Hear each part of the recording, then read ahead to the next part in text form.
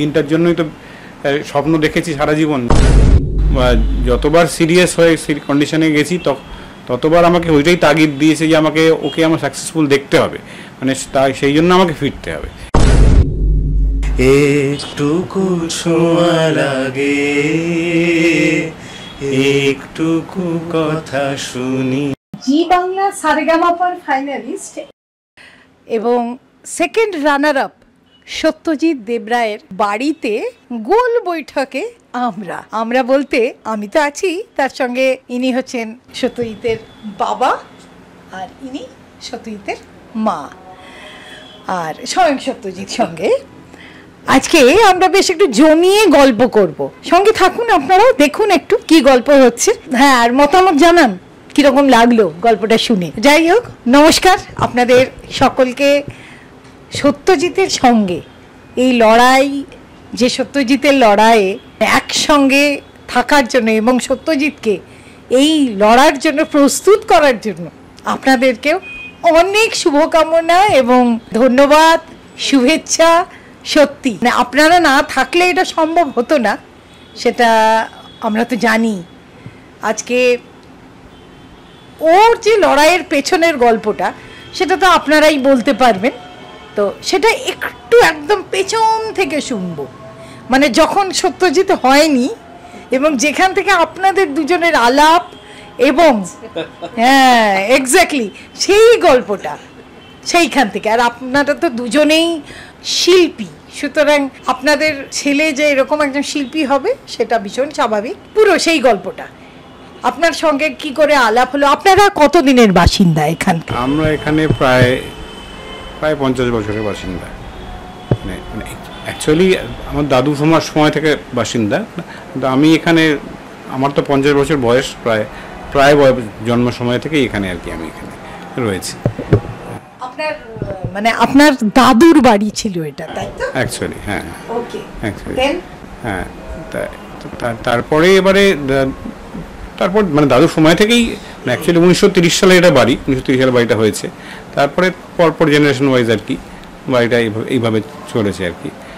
এখন বিভিন্ন শরিকরা আছেন আর কি, কেউ আছেন, কেউ এখন নেই আর কি, সেভাবে রয়েছে।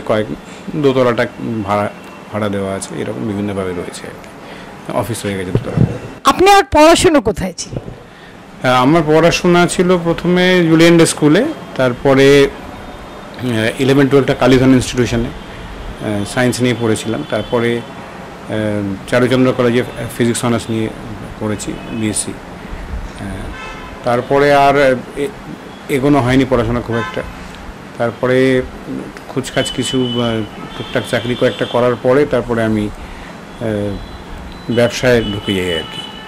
মানে আমার দাদুই ইনফ্যাক্ট আমাকে কিছু, আমাদের বাড়ির নিচে খানিকটা জায়গা ছিল, সেখানে আর কি একটা দোকান করার জন্য আর কি বলেছিলেন যে এখানে একটা জায়গা আছে, তুই এটা এখানে একটা স্টার্ট কর।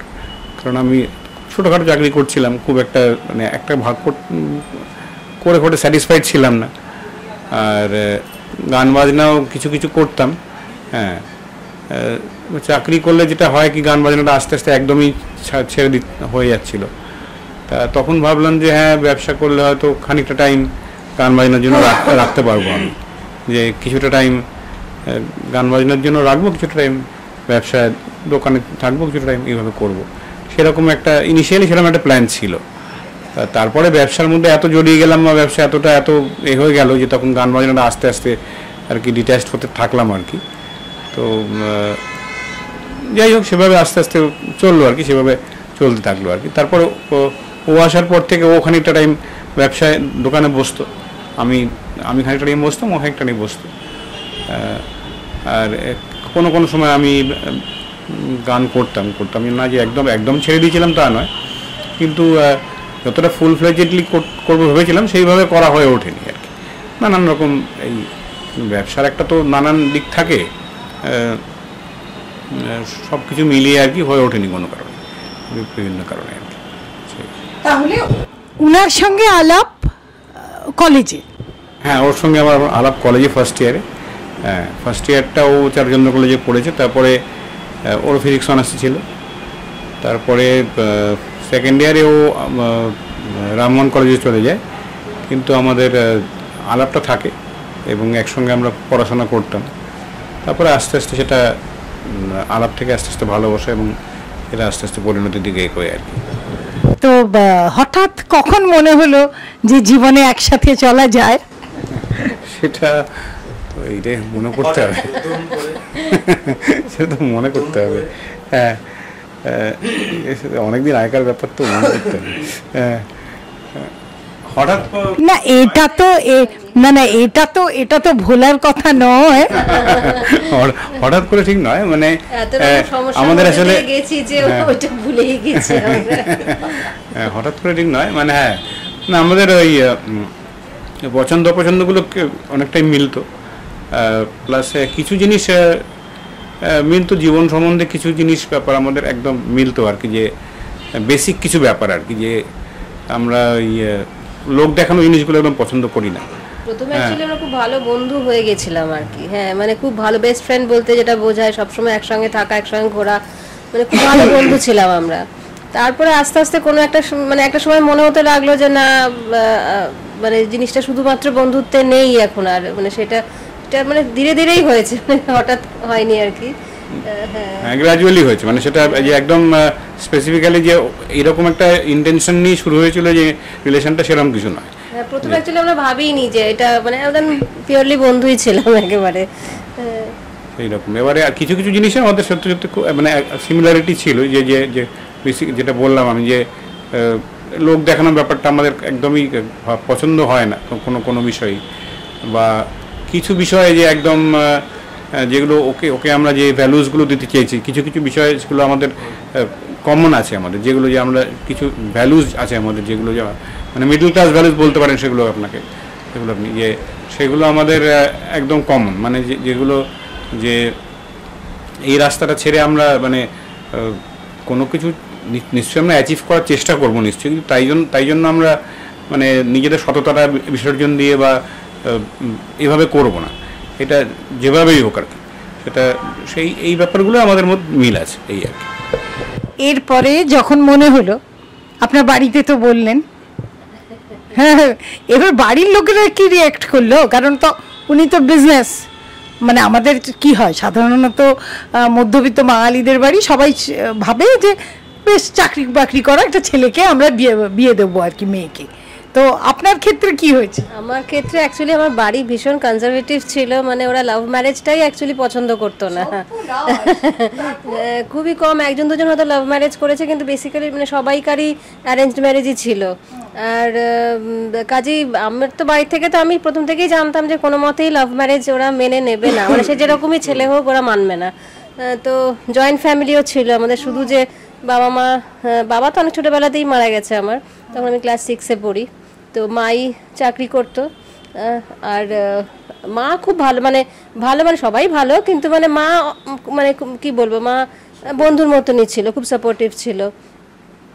বাড়িতে জয়েন্ট ফ্যামিলি ছিল, সবাই আমাকে খুব ভালোবাসতো। আমি সবাই বেশিরভাগই আমার দাদা ভাই এরা সব, মানে বোন আমি একজনই ছিলাম আর কি।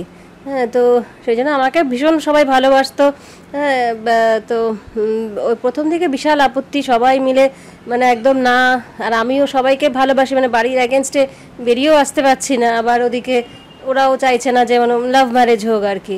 হ্যাঁ, তো তারপরে মা মানে ভীষণভাবে সাপোর্ট করলো আর কি, যে না ছেলে যখন ভালো তখন আপত্তি করার তো কোনো কারণ নেই। তো একদম পুরো মাই সাপোর্ট দিয়েছিল বলেই জিনিসটা মানে হলো, আর বিয়েটা হলো আর কি। সেই এরপর সত্যি আর কি যে আপনি খুব ভালো আঁকতে পারতেন, তো নিশ্চয়ই কোনো না কোনো ড্রিম তো ছিল, সেটা শ্বশুর বাড়ি আসার পর সেই ড্রিমটা নিয়ে কখনো ভেবেছেন তারপর? হ্যাঁ, ছবি আঁকতে খুব ভালো লাগতো ছোটোবেলা থেকে। এখানে এসে আমি অয়েল পেন্টিং করাটা আমি অ্যাকচুয়ালি বিয়ের পরেই শিখেছি। ও তো আমাদের বিয়ের 6 বছর পরে হয়েছে, তো আমাদের এমনিতেই প্ল্যানিং ছিল যে আমরা আর একটু ভালোভাবে এস্টাবলিশড হয়ে তারপরে ছেলে মেয়ের বা ইস্যুর কথা ভাববো। তো সেই সময়টা যেরকম আমি ব্যবসাতে ওকে হেল্পও করতাম, ও গান বাজনা নিয়ে ভাববে এরকম একটা প্ল্যানিং ছিল, সেই মানে গান বাজনার দিকে যাবে। তো ওই সময় ও যখন গান বাজনা করতো সেরকম আমার কোনো সময় ও হয়তো দোকানে থাকতো, আমি তখন ছবি টবি আঁকতাম।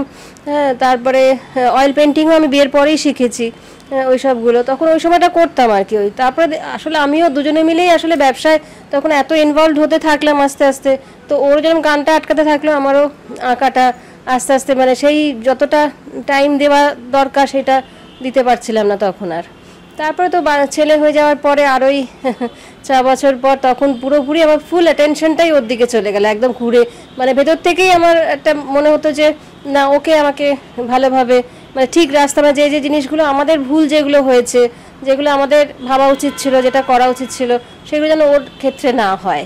মানে সেই জন্য পুরো টাইমটাই মানে ওর সঙ্গেই তখন একদম পুরোপুরি থাকাটা আমার শুরু হয়ে গেল একদম। 6 বছর পরে সত্যজিৎ তো হলো। এবার প্রথমেই দুজনেই কি চিন্তা করেছিলেন যে আমরা যে জিনিসগুলো করতে পারিনি সেটা আমার ছেলে করবে? হ্যাঁ, প্রথম আগে থেকেই আমাদের মানে ও চাইতো গান বাজনাটা নিয়ে করার। তা ও ওই জন্য সবসময় চাই মানে ছেলে হোক মেয়ে হোক, ও চাইতো যে মানে গান বাজনা যেন সে ভালোবাসে আর কি। ও বলতো কি আমাকে সবসময় গান শোনো, যখন আমি প্রেগনেন্ট ছিলাম তখন ও বলতো খালি গান শোনো। মানে ও চাইতোই যে যেই হোক মানে সে যেন গান ভালোবাসে, মানে একদম অভিমন্যুর স্টাইল। আর আমারও মানে ওর গানটা এতটাই ভালো, আমার হাজব্যান্ডের এতটাই ভালো ছিল যে আমারও মনে হতো যে মানে আমার আঁকাটা নিয়ে আমি আর তখন অত কিছু ভাবতাম না, বা আমি নিজেরটা তখন মনে হয় তখন আমার সত্যি মনে হতো যে হ্যাঁ, গানটা ও ছেলে হোক মেয়ে হোক গানটা করতে পারলেই ভালো হয়। তো আমিও গান টান শুনতাম। তারপরে তো যখন ও জন্মালো, তারপরে আরেকটু বড় হলো, মানে হাঁটতে তখনও পারে না, তো ও একদিন কোলে নিয়ে ওকে বাসে উঠেছে, তখন বাসে একটা গান বাজছিল, তা ও তখন পিঠে, ওর হাতটা পিঠে ছিল, ও কিন্তু ওই গানের তালে তালে ওর পিঠে হাতটা পড়ছে, মানে ও সেটা ফিল করছে যে ঠিক তালে তালে ও মানে হাত পড়ছে। তখন ও বুঝতে পারছে যে ওর মধ্যে গান আছে, মানে তালটাও ঠিক, মানে ওই বয়সে যখন হাঁটতে পারছে না, কথাও বলতে শেখেনি, তখন ও তাল বুঝতে পারছে। তারপরে যখন আরেকটু বড় হলো তখন ছুটোছুটি করছে, খেলতে খেলতে ও রেওয়াজ করে হয়তো হারমোনিয়ামটা খুলে রেখে উঠে গেছে, ও এসে তাড়াতাড়ি হারমোনিয়ামে বসে পড়লো। হ্যাঁ, বসে এবারে হাতও পাচ্ছে না, সে হাঁটু গেড়ে হাত বেলোতে হাত দিয়েছে, দিয়ে হারমোনিয়াম বাজাতে শুরু করছে, মানে এ করছে, বাজাচ্ছে। হ্যাঁ, আমি তখন তাড়াতাড়ি করে এসে ওকে সরাতে যেতাম যে যদি ভেঙে ফেলে। হ্যাঁ, তখন দেখছি কি ওকে তোলাই যাচ্ছে না, মানে ওর এত ভালো লাগছে, মানে খেলাধুলো ভুলে গেছে, কি হারমোনিয়ামে বসে আছে। না ঠিক আছে, করুক, যেটা চাইছে ও করুক। তারপরে এরকম কদিন করতে করতেই কয়েকদিনের মধ্যেই দেখছি কেউ গান বাজাচ্ছে, মানে একটা রবীন্দ্রসঙ্গীতও বাজিয়ে দিল পুরো হারমোনিয়ামে। মানে তখন কত বয়স? তখন সবাই ওই হাঁটছে, ছুটোছুটি করছে, তখন কত হবে, হ্যাঁ হ্যাঁ, হ্যাঁ তখন ওই 2.5-3 হবে, এক্স্যাক্টলি বয়স মনে পড়ছে না, ওরকম 2.5-3 বছর বয়স। ওই খেলতে খেলতে এসে ওই রকম মানে পুরো গান বাজাচ্ছে। তখন আমি ওকে এনে দেখালাম, দেখো পুরো বাজাচ্ছে গান। তারপরেই ও তখন বললো না, মানে গান তো ওর মধ্যে আছেই। তখনই তারপরে শেখা শুরু, প্রথমে ওর কাছেই শেখা শুরু করলো। তারপরে আর কিছুদিন বাদে তখন ললিত কলা, এই তারপরে রথিজিতের কাছে আরও কয়েক বছর বাদে, এইভাবে আর কি শুরু হয়ে গেল। প্রথম আপনি তো শেখানো শুরু করলেন, মানে শেখানোর মানে আপনি বাবা তো বটেই, তার সঙ্গে প্রথম সঙ্গীত গুরু। তো আপনি কি করে বুঝলেন ওর ভেতরে যে কতটা আছে বা সত্যিই পারবে? মানে আপনি কি তখন সেটা বুঝতে পেরেছিলেন? গান ব্যাপারটা তো দেখুন, গান ব্যাপারটা সবটা যে শেখানো যায় তা তো নয়। হ্যাঁ, মানে এটা তো ওই একটা উপর থেকে না নিয়ে আসলে হয় না। এবারে প্রথম যে নিজে বাজাচ্ছে, এটা একটা দেখা, এটা একটা সাইন, প্লাস তাল জ্ঞানটা সেটা একটা সাইন। এবারে বেসিক জিনিসগুলো আমি শুধু বেসিক জিনিসগুলো শিখিয়েছি, তারপরে মেনলি ওর গুরুরাই শিখিয়েছেন। প্রথমে মানে ক্লাসিক্যালটা প্রথমে ও সীমান্ত সরকারের কাছে শিখেছে প্রথম 1.5-2 বছর, তারপরে পণ্ডিত জয়ন্ত সরকারের কাছে প্রায় 10 বছরের ওপর, আর লাস্ট 5-7 বছর হবে প্রতিম ভট্টাচার্যের কাছে ও ভোকাল ট্রেনিং নিয়েছে। মেনলি গুরুদের কাছেই শিখেছে। মানে আমি জাস্ট বেসিক কিছু, মানে বেসিক কয়েক বছর আর কি, ওই একদম বেসিক কিছু জিনিস আর কি সারেগামা পাধানি, এই মানে জাস্ট এই কয়েকটা বেসিক জিনিসগুলো শিখিয়েছে। আমি বিরাট কিছু শিখিনি, মেনলি গুরুরাই শিখিয়েছেন ওকে। না, এই ও যে সারেগামাপা যাবে, মানে গিয়ে ওখানে গিয়ে ও অ্যাজ এ কন্টেস্টেন্ট যে যাবে, সেই ডিসিশনটা আপনারা কবে নিলেন? সেটা ছোটবেলার থেকেই স্বপ্ন ছিল। হ্যাঁ, এবারে ওরও স্বপ্ন ছিল যে ও গাইবে একটা হ্যাঁ, সময়। এটা আমার স্বপ্ন ছিল প্রথম কথা। এবং আমি যখন মানে ওর মতো বয়সে ছিলাম তখন তো সারেগামাপা ছিল না, মানে সারেগামাপা এই মঞ্চটা ছিল না। হ্যাঁ, তখন আমি অডিশন দিয়েছি, তখন মানে আমার 27-28 বছর বয়স হবে, এবং তখন আমি অতটা ওয়েল প্রিপেয়ার্ড ছিলাম না। সেই জন্য সিলেক্ট হয়নি, ফার্স্ট রাউন্ডেই বাদ চলে গেছি। হ্যাঁ, তারপর একবার কি দুবার আমি অডিশন দিয়েছি। হ্যাঁ, সেই জন্য আমি ভেবেছি প্রথম থেকেই যে ওকে ভালোভাবে তৈরি করব, এবং তৈরি করার হয়ে তারপরে ও অডিশনে যাবে। এবং জুনিয়র লেভেলে যেমন 2013 সালে একবার ও যখন তখন যার কাছে শিখতেন উনি একবার বলেছিলেন যে অডিশন দিক না, ও একটা এক্সপিরিয়েন্স হবে। আমি জানি না, এখন তো সেরকম গান ওর অতটা ভালো হচ্ছে না, অতটা তৈরি হয়নি, আর একটু তৈরি হোক তারপরে যাক। মানে মানে প্রথম থেকেই সেরকম একটা লক্ষ্য ছিল যে আর একটু ভালোভাবে তৈরি হয়ে তারপরে যাক। হ্যাঁ, এবার আমাদের সেটা ব্যাড লাগ যে 2013 পরে ওই যে সারেগামাপা ছোটোদেরটা বন্ধ হয়ে গেল। হ্যাঁ, তারপরে একদম ছোটোদেরটা একদমই হতো না, তারপর থেকে পুরো বড়দেরই হতো। হ্যাঁ, সেই জন্য আমরা এত বছর আমাদের ওয়েট করতে হলো যে যতদিন না মোটামুটি অ্যাডাল্ট হয়ে গেল। তারপরে অ্যাডাল্ট হওয়ার পরেও তবে একদিক থেকে সেটা বেটার হয়েছে, কারণ কি ছোটোবেলায় একটা হুট করে একটা ফেম এসে গেলে সেটা অনেক সময় সেটা নেগেটিভ এফেক্ট হয়। হ্যাঁ, প্লাস তারপরে তো একটা ভয়েস চেঞ্জ হয় ছেলেদের বিশেষ করে। হ্যাঁ, তারপরে সেটার সঙ্গে মানে সেটা অ্যাডজাস্ট করে, মানে এমনিতেই ছেলেদের একটা ভয়েস চেঞ্জ হয়, তার সঙ্গে সেটা অ্যাডজাস্ট করে তারপরে নতুন একটা ভয়েস আসে, সেইটার সঙ্গে মানে অ্যাডজাস্ট করে তার সঙ্গে আবার নতুন করে একটা নতুন ভয়েসে তাকে এ করে নতুন নিজে তাকে ডিসকভার করতে হয়। হ্যাঁ, হ্যাঁ, কাজেই ছোটোবেলায় সেটা ফেম পেয়ে গেলে, হ্যাঁ, সেটা বড় বয়সে আবার তাকে একটা নতুন করে আবার ফেম তাকে খুঁজতে হয়। সেই তুলনায় কি আর ফেমটা তো সবসময় যে মানুষকে ভালো দিকে নিয়ে যায় তা তো নয়। হ্যাঁ, চট করে ফেম পেয়ে গেলে অনেক সময় সেটা নেগেটিভ এফেক্ট ফেলে। হ্যাঁ, হ্যাঁ, বিশেষ করে বাচ্চাদের বয়সে ম্যাচুরিটিটা তখন আসে না একদমই। হ্যাঁ, সেই ক্ষেত্রে আমি বলবো সেটা একটা ব্লেসিং ইন ডিসগাইজ হয়েছে। হ্যাঁ, যে ছোটোবেলাটা ও সুযোগ পায়নি। হ্যাঁ, যে মোটামুটি এখন আমি বলবো যে এখন হয়তো আরও ম্যাচিওর হবে ওর গলা। হ্যাঁ, কিন্তু এখন তাও মোটামুটি ও 20 বছর বয়স, এখন একটা বয়সে এসে ও একটা জায়গায় মোটামুটি একটা প্ল্যাটফর্ম পেয়েছে। হ্যাঁ, যে একটা এরপরে এখনও আরও অনেক উন্নতি করতে হবে, আরও অনেক শিখতে হবে, আরও অনেক দূর যেতে হবে। হ্যাঁ, একটা মানে সারেগামাপা নিশ্চয়ই দারুণ একটা রিয়েলিটি শো, মানে সব থেকে বড় মঞ্চ। হ্যাঁ, মানে এর থেকে বড় মানে একটা স্বপ্নের জায়গা, মানে আমাদের সকলের কাছে, যে কোনো সঙ্গীত শিল্পীর কাছে আমাদের একটা স্বপ্নের জায়গা। এবং সেখানে ফাইনাল অবধি পৌঁছানো, এতগুলো এপিসোড ধরে মানে এনাদের সামনে গান গাওয়া, এত বড় বড় শিল্পীদের সামনে, মানে জাজেসদের সামনে এত কিছু শেখা এখান থেকে, মানে এটা একটা বিরাট বড় পাওনা। হ্যাঁ, এবং সেটা যে পেয়েছে সেটা সব থেকে মানে সেটা অনেকের আশীর্বাদ আছে, তার সেই জন্যই পেয়েছে। মানে ওর গুরুদের আশীর্বাদ সবার আগে, গুরুজনদের আশীর্বাদ এবং সর্বোপরি ঈশ্বরের আশীর্বাদ, এছাড়া নাহলে এই জায়গাটাকে পৌঁছতে পারত না।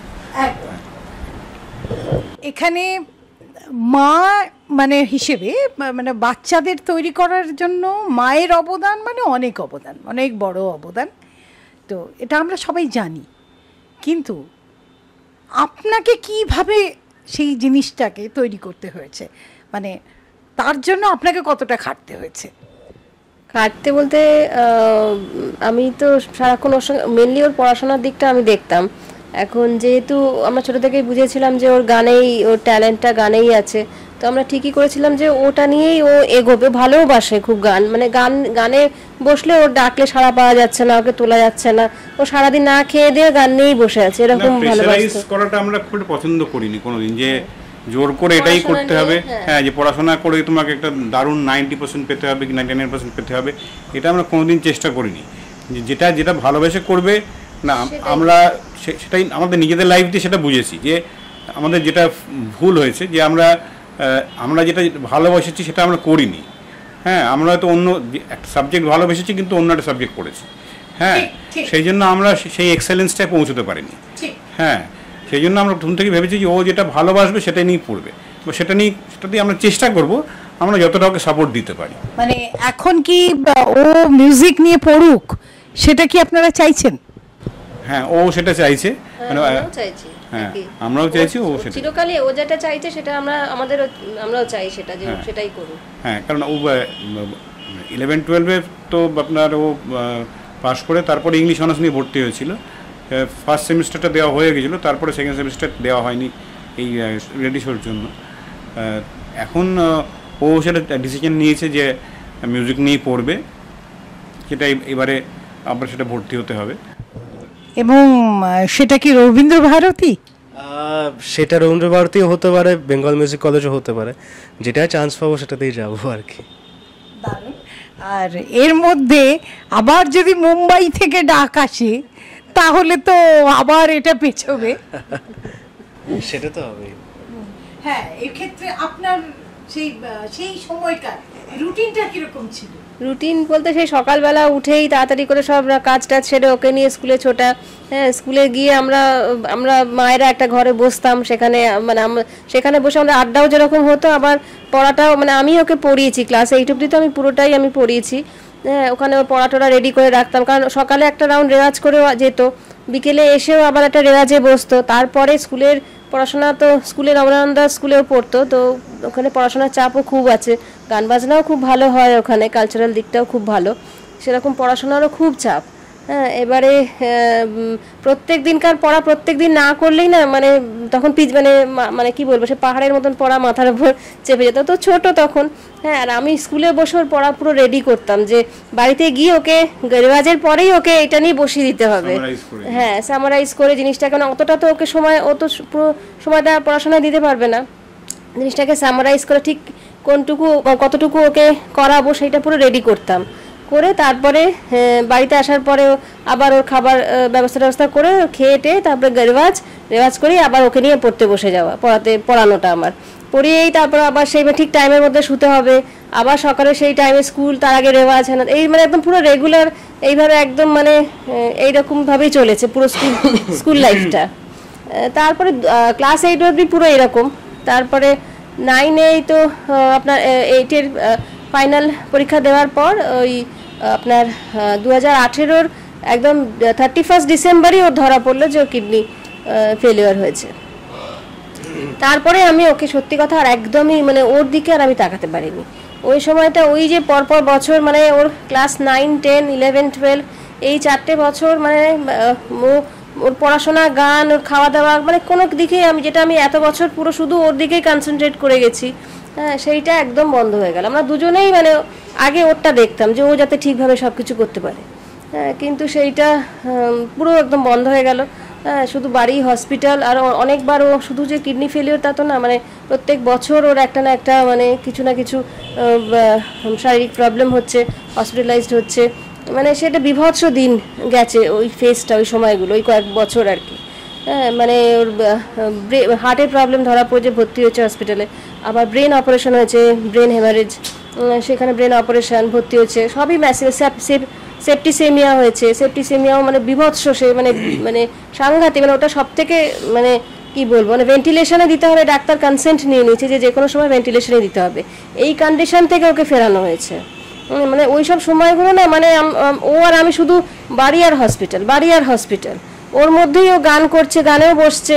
হ্যাঁ, যেহেতু ও বলছে যে বাবা গান ভালোবাসে, ও হসপিটাল থেকে যখন দেখা করছে বলছে গান করছে তো, রেওয়াজ করছে তো, ও আমাকে জিজ্ঞেস করতো যে না বাবা ভালোবাসে, তুই গান কর, আগে রেওয়াজ কর। ওই অবস্থাতেও রেওয়াজ করেছে। হ্যাঁ, রেওয়াজ করে তারপরে বেরিয়ে হসপিটাল, বাড়ি, মানে সে বিভৎস গেছে ওই সময়গুলো। পড়াশোনা তো আমি একদমই সে সময় দেখতে পারিনি। ওর স্কুল কিন্তু ওকে খুব হেল্প করেছে, ওই মানে সব ছোট থেকেই, মানে যেহেতু ও গান ভালোবাসতো, সমস্ত স্যার, প্রিন্সিপাল স্যার, আন্টিরা সবাই ওকে খুব ভালোবাসতো। আর মানে সবাই মানে পড়াশোনার দিক দিয়েও সবাই খুব হেল্প করেছে। হ্যাঁ, মানে যে সময়গুলো আমি ওকে দেখাতে পারিনি যে ওর অসুখের সময়, সেই সময়ও ও গিয়ে কোনো আন্টিকে হয়তো বলেছে আমাকে একটু এটা বুঝিয়ে দেবে, ওনারা কিন্তু সব সময় ওর পাশে থেকে স্টাফ রুমে ওকে বুঝিয়ে দিয়েছে সেগুলো। হ্যাঁ, এইভাবে ও পড়াশোনাটা ওই সময় পুরোপুরি ও একা চালিয়েছে, গানও তাই। হ্যাঁ, আর হসপিটাল বাড়ি মানে সেটা একটা ফেজ, মানে একটা কি বলবো নাইটমেয়ারের মতন ওই সময়গুলো ভাবলে। তারপরে এখন একটু স্টেডি, আপ ডাউন তো ডায়ালিসিস পেশেন্টদের তো থাকবেই প্রবলেমস অনেক রকম, এখন আপ ডাউন একটু হয়, কিন্তু ওই ব্যাপারটা থেকে একটু মানে ভালোর দিকে এখন আছে, স্টেডি একটু। সেইটা একটা আমাদের মানে বিরাট একটা ব্লেসিংস। আর সেটার জন্য হয়তো সারেগামা পায় ওকে গান গাইতে দেখে সেটা হয়তো মেন্টালি ওর খুব এফেক্ট হয়েছে হতে পারে, যে কারণে ও এখন একটু ভালো আছে। মানে ও ওখানে মানে ও শরীর খারাপ থাকলেও আমার থেকে বেশি ও ওখানে যেত দেখতে, যে আমার শরীর খারাপ থাকলেও আমি যাব, মানে এত ভালো লাগতো ওখানে যেতে। ওকে ওখানে গাইতে দেখে এত মন ভালো হয়ে যেত, সে মনটা তো খানিকটা শরীরের উপরে মানে একটা ভালো এফেক্ট ফেলে, সেই জন্য এখন আগের থেকে অনেকটা বেটার আছে। মানে ওই সময় থেকে ওইটা একটা মানে বিভৎস একটা সময় গেছে, যেগুলো মানে এখন মানে ভাবতেও ভয় লাগে এখন ওই সময়টার কথা। সেই সময় যে সময় ওনার শরীর খারাপ হলো, সেই সময় আপনাদের তো বিজনেস ছিল, তো সেই সময় বিজনেসের কি হলো, বা আপনাদের সেই সময় সংসার কি করে চললো? খুব খুব প্রবলেম আছে ফিনান্সিয়ালি, তো মানে একদম মানে ধসে যাওয়া বলে না সেইটা হয়েছিল। এই অসুখগুলোতে তো মানে খরচার মানে কোনো ইয়ে থাকে না, মানে সাংঘাতিক খরচা, মানে কোথা দিয়ে পিএলএস হসপিটালে ভর্তি করা হয়েছে, এবারে মানে খরচা লাফিয়ে মানে এক এক দিন পরে 1 লাখ 1.5 লাখ 2 লাখ করে শুধু বিল বাড়ছে। হ্যাঁ, মানে আমি তো লাস্টে আমি ভাবছি যে আমি কি করব, মানে আমি ভেবে পাচ্ছি না যে কি করব, কিভাবে আমি প্রত্যেকবারই হসপিটালে এরকম হচ্ছে, মেডিক্লেমে তো কুলোচ্ছেই না, এত খরচা। ব্যবসা তো তখন আমি হসপিটাল বাড়ি করব না ব্যবসা চালাবো, বন্ধ, দোকান বন্ধ। তারপরে সেই সময়টা তো পুরোটাই বন্ধ গেছে, যা জমানো ছিল সমস্ত শেষ। তবে ওর বন্ধুরা, আমার কিছু আত্মীয় স্বজন আমাদের, হ্যাঁ, আর ওর আমাদের দুজনেরই বন্ধুরা আর কিছু আত্মীয় স্বজন, মানে সত্যি কথা বলতে কি মানে ঠাকুরের অনেক মানে আশীর্বাদ যে ওই সময় তারা পাশে এসে দাঁড়িয়েছিল, নাহলে কিন্তু সত্যি ওই সময়টা যারা আমাদের আত্মীয় নয়, বন্ধু নয়, ওয়েল উইশার, তারাও আছে। হ্যাঁ, ওর গানের স্কুল, হ্যাঁ, গুরুরা আছে, স্কুল সবাই। হ্যাঁ, তারা এমনভাবে আমাদের মানে পাশে দাঁড়িয়েছেন, মানে তারা পাশে না থাকলে সত্যি মানে আজকের দিনটা আমি দেখতে পেতাম না। ওই আজকে আমি এই দিনটার জন্যই তো স্বপ্ন দেখেছি সারা জীবন, যে ও জন্মানোর পর থেকে যে ও সারেগামাপা মঞ্চে গান গাইবে, এবং এই লাস্ট 6 বছর মানে এনারা যদি পাশে না থাকতেন আমি এই দিনটা সত্যি দেখতে পেতাম, মানে অনেস্টলি স্পিকিং। হ্যাঁ, এবার তার মানে এরপরে মানে কোড আনকোড মানে আস্তে করে ফ্যামিলির দায়িত্ব এই বয়সেই অবভিয়াসলি সত্যজিতের উপরেই আসে, তাই তো? হ্যাঁ, না আস্তে আস্তে বলতে পুরোপুরি না হয়তো, কিন্তু মানে এখন দোকানটা যে এখন আমাদের ওই একটা মানে পার্টনারশিপ মতো করা আছে আর কি, মানে সেটা আরেকজন চালাচ্ছেন, আমাদের একটা ছেলে আছে সেও করছে, এরকম পার্টনারশিপ মতো করা আছে, কারণ আমি যেহেতু বসতে পারছি না, হ্যাঁ, সেখান থেকে একটা সামান্য রেভিনিউ আসছে। হ্যাঁ, এইভাবে চলছে আর কি, মানে একদম এবারে আস্তে আস্তে ওকে, হ্যাঁ হ্যাঁ, এবারে আস্তে আস্তে ওকে কিছুটা করে দায়িত্ব নিতে হয় অবভিয়াসলি। হ্যাঁ, কারণ এখন নিজের খরচটা কিছুদিন ধরে চালাচ্ছে, বেশ কিছুদিন ধরে ও গানের টিউশন করে ও নিজের খরচটা মোটামুটি চালাচ্ছে। মানে যখন আমরা এই একটা এরকম একটা ফেজ বা দোকান যখন ওর অসুখের সময় তো একদম একটা টাইম পুরো বন্ধ হয়ে গেছিল, ও তখন নিজের খরচাটা চালানো। ওর গুরুরাও মানে গানের গুরুরা মানে গুরুজি, রথিজি, ওরা কেউ নিজের থেকে ওরা কেউ ওর মানে ফিজ নিত না, মানে উইদাউট ফিজ ওকে গান শিখিয়েছে ওনারা। জানতে পেরেছেন যে ও অসুস্থ নিজের থেকে। অনেক স্যারেরাও আছেন স্যার, ম্যাম অনেক মানে ওনারা ফিজ নেননি, ওকে পড়িয়েছেন স্কুলে টিউশন ফিজ। হ্যাঁ, এইগুলো মানে সেই জন্য মানে ও মানে সত্যি মানে সত্যি ওনাদের কথা না বললে মানে নয়, নাহলে ওই ফেসটা সত্যি কাটাতে পারতাম না। এনারা বা আমার বন্ধু, ওর বন্ধুরা, কিছু আত্মীয় স্বজন, মানে একদম মানে ঈশ্বরের রূপ নিয়ে মানে ওরা পাশে এসে দাঁড়িয়েছিল। ওই জন্য আমরা পেরেছি ওই অবস্থাটা কাটাতে। এখন ভাড়া মানে কিছুটা অকল্পনীয় ছিল, মানে আমাদের মতো ফ্যামিলিতে মানে এইরকম একটা অসুখ, হ্যাঁ, মানে আর একটা সামান্য একটা মেডিক্লেম মানে ও দিয়ে কিছুই হয় না, মানে মানে উড়ে যাওয়ার কথা, মানে মানে বহু বছর আগে, মানে 6 বছর আগে ধরা পড়েছে, তো আমার মতো 1-2 বছরের মধ্যেই উপরে চলে যাওয়ার কথা, মানে একদম ফ্র্যাঙ্কলি স্পিকিং। মানে এত মানুষ ছিলেন বলেই, মানে সাপোর্টটা পেয়েছি বলেই সত্যি কথা এখন অব্দি বেঁচে আছি, মানে একদম অনেস্টলি স্পিকিং। না না, ঈশ্বর চান, ঈশ্বরের আশীর্বাদ আছে এবং ঈশ্বর চান যে আপনি ওর যে এই উত্তরণটা আপনি দেখুন, এবং তার জন্য আপনার মানে নিজেকে মানসিকভাবে সবসময় মনে করুন যে আমার কিছু হয়নি, আমি ভালো আছি, তাতে দেখবেন ওটা আপনি অনেকটাই অতিক্রম করতে পারবেন। সেটাই আমার তাগিদ, মানে যখন আমি হসপিটালে ভর্তি ছিলাম, যতবার সিরিয়াস হয়ে কন্ডিশনে গেছি ততবার আমাকে ওইটাই তাগিদ দিয়েছে যে ওকে আমার সাকসেসফুল দেখতে হবে, মানে সেই জন্য আমাকে ফিরতে হবে, মানে সেটাই আমাকে বারবার করে আমাকে পুশ করে গেছে যে আমাকে ফিরতেই হবে, ওকে আমাকে সাকসেসফুল দেখতে হবে, মানে নাহলে আমি সাকসেসফুল না দেখে আমি ছাড়বো না, এইটা আমাকে পুশ করে গেছে। এটা যেটা উনি দেখালেন যে স্বপ্নেরও জেদ থাকে এবং স্বপ্নটা কতটা ওনার কাছে মানে কাঙ্ক্ষিত, তাই আজকে গিয়ে ওটা ওর মধ্যে, সত্যজিতের মধ্যে প্রতিফলিত হয়েছে। সত্যি সবাই কিন্তু বাবার স্বপ্ন এভাবে পূরণ করার সুযোগ পায় না। হ্যাঁ, তুমি সত্যি লাকি, একদম, অবশ্যই অবশ্যই। আর অটোমেটিক্যালি যেটা হয় আর কি, যে আপনাদের, আমরা আশাই করছি যে আপনাদের এবার ধীরে ধীরে সব যে দুশ্চিন্তা এগুলো ধীরে ধীরে কেটে যাবে এবং ও ধীরে ধীরে আরও অনেক বেশি সুনাম করবে এবং মানুষের আশীর্বাদ নিশ্চয়ই পাবে, একদম মানে আমরা নিশ্চিত। সুতরাং ওকে সেটাই আশীর্বাদ করুন যেন মানে সবার মন জয় করতে পারে ও, সবার ভালোবাসা, সবার মন জয় করে চলতে পারে ও, নিশ্চয়ই পাবে। এবং ও তো ভীষণ মিষ্টি ছেলে একটা। সব থেকে বড় যেটা, ভগবানের থেকেও বড় জায়গা হচ্ছে বাবা মার, যে বাবা মার আশীর্বাদ পেয়েছে সে সবার আশীর্বাদ পাবে, এটা নিয়ে কোনো সন্দেহই নেই। আর এরপরে মানে এই গোল আড্ডা মানে গোল বৈঠকটা ফিনিশ করার আগে একটু বাবা ছেলের অল্প একটু যুগলবন্দি শুনি, এটা না হলে তো আধুরা থেকে যাবে। সো এটা করে নিয়ে একটু।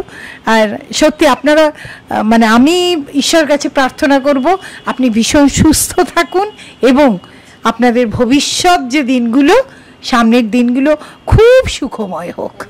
ঈশ্বর সদা আপনাদের আশীর্বাদ করুন। Thank you. আর গানটা শুনি একটু দুজনের। হ্যাঁ, একটুকু ছোঁয়া লাগে,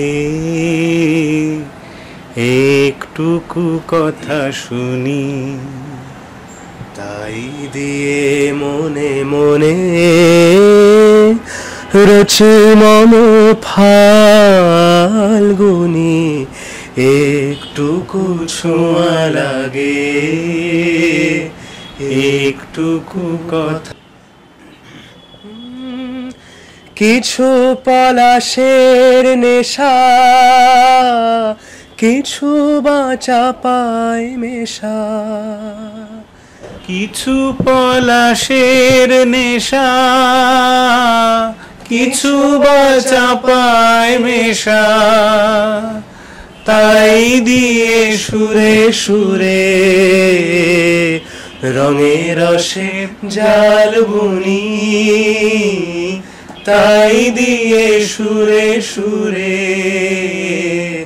রঙে রসে জাল বুনি,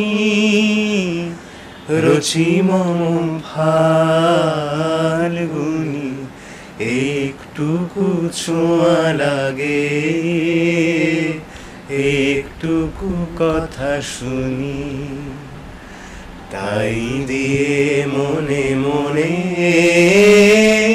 রচি মম ফাল্গুনি একটুকু ছোঁয়া লাগে, একটুকু কথা শুনি। অসাধারণ। এইরকমই সুরে, তালে, লয়ে এবং ভালোবাসায় ভরে থাকুক সত্যজিৎ এবং আপনার পরিবার। জীবনের স্বপ্নে আনন্দের ফেরিওয়ালা।